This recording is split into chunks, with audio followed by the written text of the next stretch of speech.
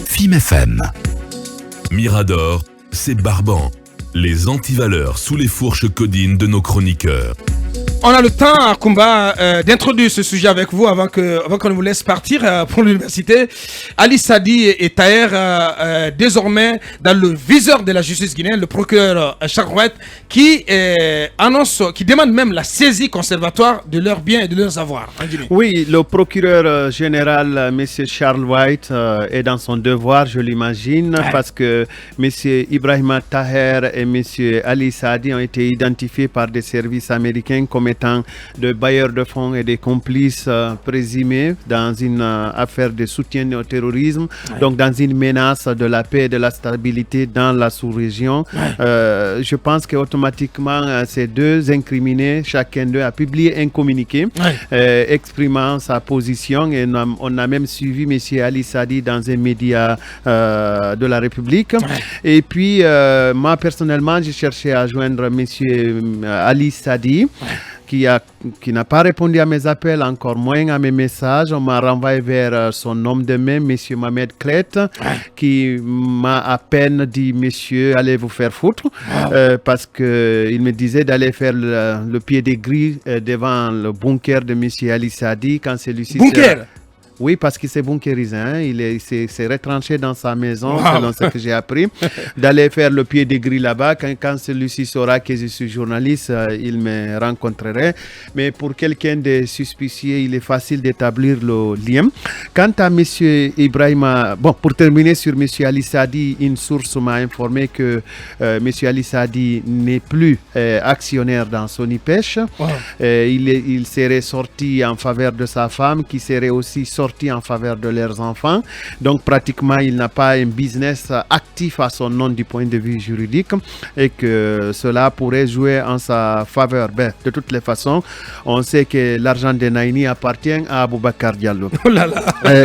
Ensuite, pour ce qui concerne M. Ibrahim Taher, c'est un ton assez serein qui vous répond au téléphone, qui parle un français un peu bancal, et qui vous renvoie vers un de ses neveux, et qui vous dit que c'est celui-là qui parle bien le français. Moi, si je pouvais bien parler le français, je me serais prêté à votre question. Alors, finalement, est-ce que la démarche de Charles White, la démarche de M. Charles White, elle est tout à fait conforme à nos engagements internationaux de mon point de vue, parce que les États-Unis ont promis, ne l'oubliez pas, 10 millions de dollars à celui qui aiderait à fournir des informations, et cela étant en Guinée, M. Charles White étant le procureur général territorialement compétent de leur domicile, je pense qu'il avait raison d'agir ainsi.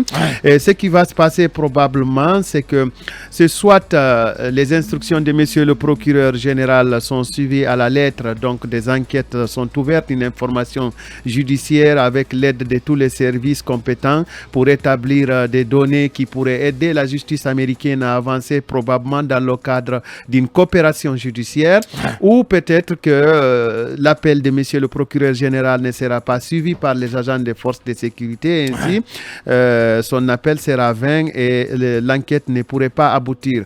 Mais il faut noter que généralement l'administration américaine utilise le plus souvent des intelligences, donc qui sont pratiquement des privés, pour pouvoir fournir des informations assez solides, et j'apprends que ce n'est pas fini et que d'autres personnes sont aussi sous le coup d'une telle enquête de la part des OFAC. Bien dit là-dessus, Akoumba.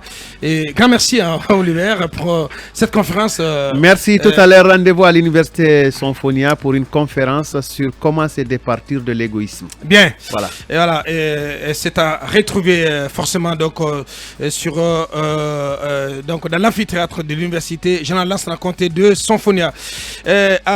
Plutôt Talibé, on a suivi avant-hier la sortie du procureur Charles White.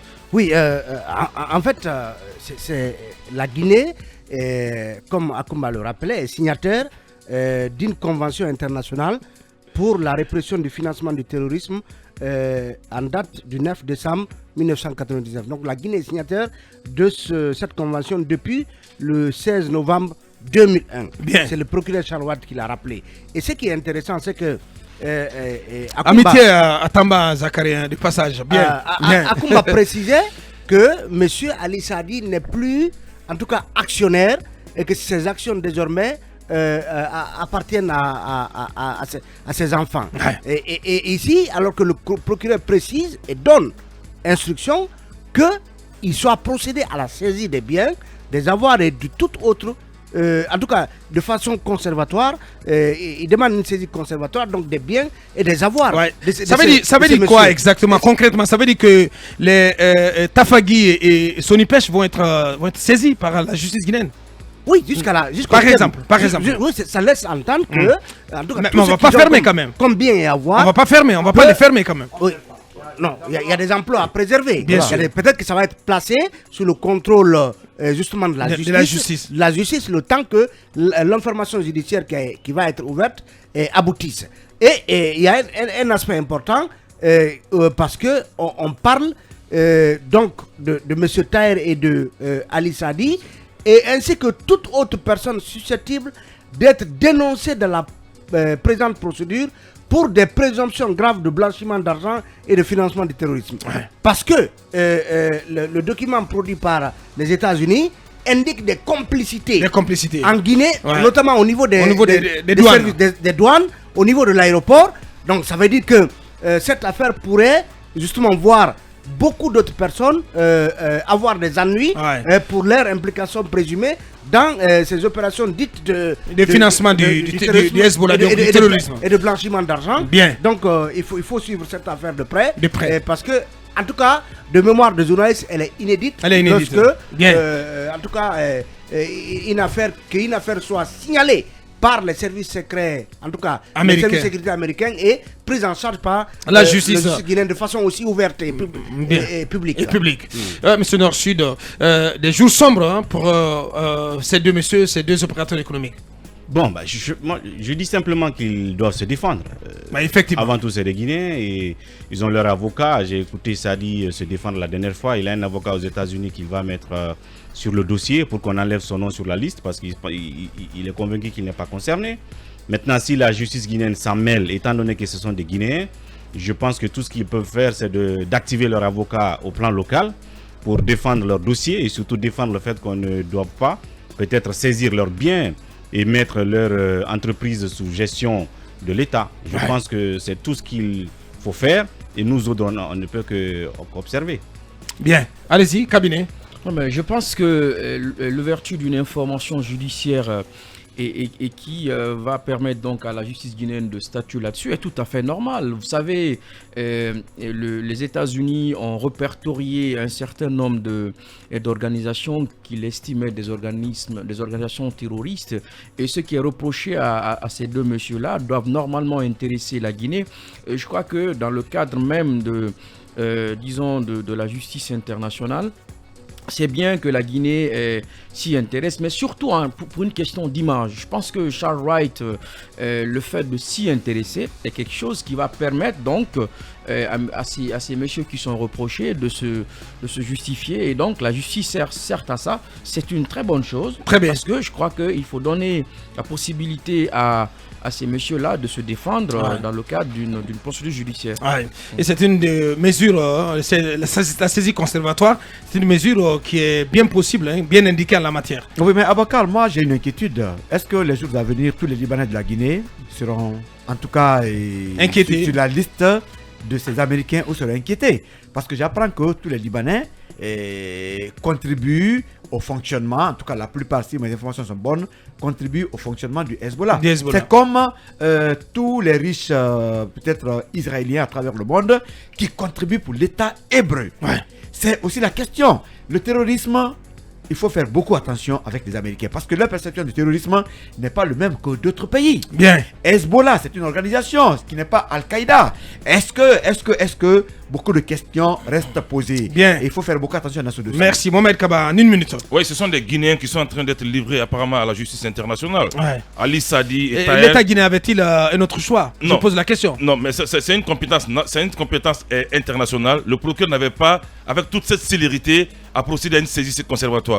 Combien de fois des présumés narcotrafiquants ont été dénoncés? Combien de fois des prédateurs, des supposés prédateurs économiques ont été dénoncés? A-t-il saisi une fois les biens de ces personnes citées? J'ai dit non.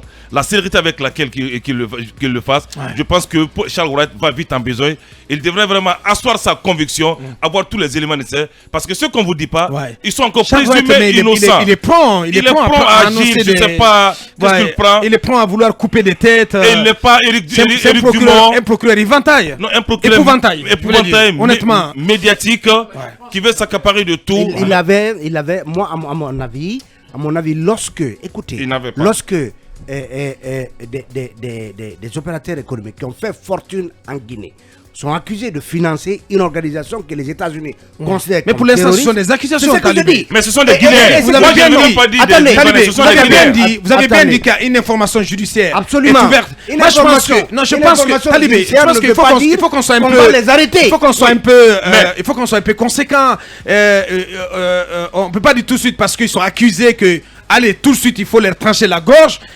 On n'a pas besoin de prendre une mesure aussi quand même sévère, de mon point de vue.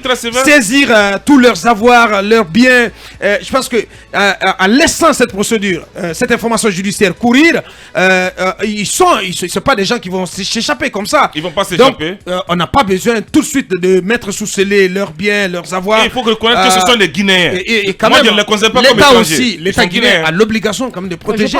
Ce sont des Guinéens. Ce sont des Guinéens. On les jette en pâture pour les supposer. La question péton n'est pas. Est-ce qu'on avait un moyen de ne pas saisir de manière conservatoire leurs biens? Est-ce qu'il y avait cette possibilité? Je pense que le procureur sait, il sait qu'il y a un échelonnement d'action qu'il peut mettre en branle. Si aujourd'hui, franchement, il va trop vite. Non, je pense qu'il faut quand même être clair là-dessus. Si le procureur pense qu'il faut automatiquement arriver à une conservation une saisie conservatoire, c'est que il pense que c'est la meilleure méthode, ou plutôt non, il les désigne coupables. Abouakar, peut-être on parle de Paul. Abouakar, cette précision, il faut quand même rappeler que on a parlé d'un monsieur qui aurait même été en contact avec le président Alpha Condé, qui a été arrêté aux États-Unis, qui a coopéré avec la justice, et donc quelque part, même l'image de l'État guinéen est engagée dans cette affaire. Et peut-être que le procureur Chalouette a des informations que vous et moi n'avons pas, qui auraient pu être données par donc les services de sécurité américains. Donc laissez la justice faire son travail. C'est une saisie conservatoire. Sa déclaration viole le secret de l'instruction. Ça ne veut pas dire qu'on va fermer Tafagui ou autre, ça va continuer à fonctionner. Mais peut-être que si ça permet éventuellement d'arrêter des opérations possibles de blanchiment d'argent en cours, tout cela permet... Et de financement du terrorisme. Laissez la justice faire son travail. Je pense que la justice guinéenne ne pouvait pas rester indifférente. Bien. Allez, c'est ce qu'on pouvait dire sur cette affaire. On continue l'émission pour la dernière ligne droite.